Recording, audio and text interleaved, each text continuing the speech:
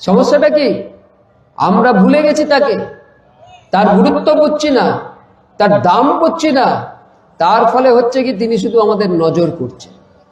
কিভাবে নজর করছেন আমরা জানি? সিসিটিভি যেমন করে দোকানের দৃশ্য নজর করে। আপনার দোকানে সিসিটিভি লাগানো আছে, দোকানে চুরি হচ্ছে, সিসিটিভি কি চোর ধরে?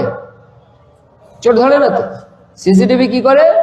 শুধু নজর করে। তেমনি ভগবান আমাদের শুধু নজর করছে, কিন্তু সিসিটিভি একটা কাজ করে না, ভগবান সেই কাজটা করে। কি করে? নজর করতে করতে মাঝে মাঝে আমাদের ভেতরে ইশারা করে।